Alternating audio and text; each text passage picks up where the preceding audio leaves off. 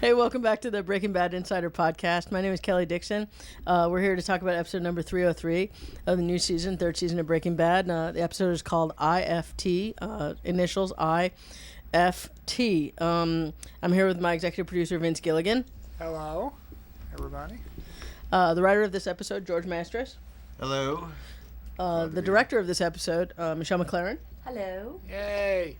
And our very special guest, actor Dean Norris, who plays Hank. Hello. We have a dedication at the end of this episode to our casting director. You want to talk a little bit about that, Vince? Yeah, Sherry Rhodes was a wonderful lady. She was our casting person, our Albuquerque, New Mexico casting director since the pilot.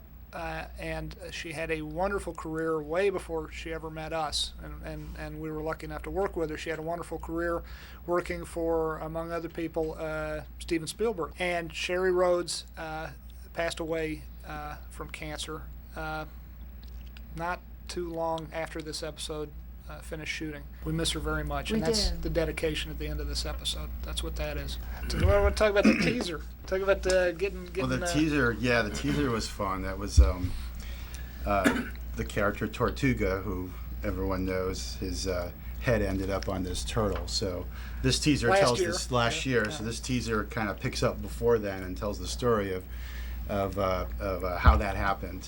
So that means that you got the tortoise Otis back, huh? That's the same tortoise. We did. Otis, yes. Yeah. Shooting with the tortoise is an interesting experience. That was a first for me.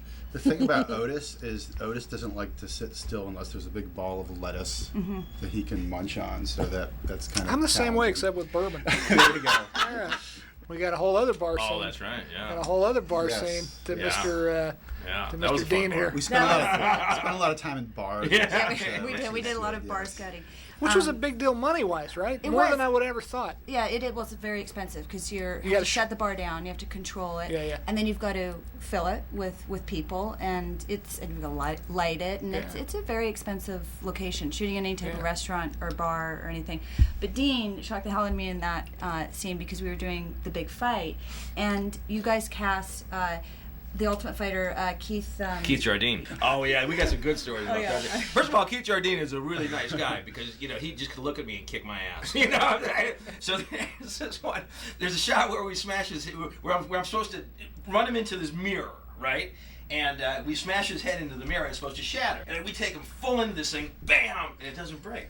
Right? So you're like, heck with it. We'll just break it, and we'll shoot it from there. Yeah. So we go, okay. So Al Godo goes, our stunt guy. He goes, all right, I'll break it. And he goes, bam, and it does. He's like knocks himself out virtually. I mean, literally. He's like, and it doesn't break. It was harder than a regular mirror. It was harder than a regular. And it was supposed to be breakaway glass. This breakaway, like you make out of sugar or whatever. I never got the explanation of why that. I have no idea. That was so funny. But ultimately the shot was fantastic because what we did was we put a camera behind the mirror, and the guys built a fake wall and a piece of glass that we looked through, and so we have the shot, as you'll see, that Dean pushing Keith Jardine right at the camera, and then the glass breaks, and then we cut to the other side, right? So where the already now broken glass, as these guys are coming off the wall. You guys decided to introduce a boss, over, we don't know who is over Tuco or over this, so you guys now have a new character, and he's the one who basically does the hit on Tortuga. Oh yeah. And Juan Bolsa. Juan Bolsa. Yeah, Juan, of course, is Johnny. Bolsa is Spanish for handbag or bag.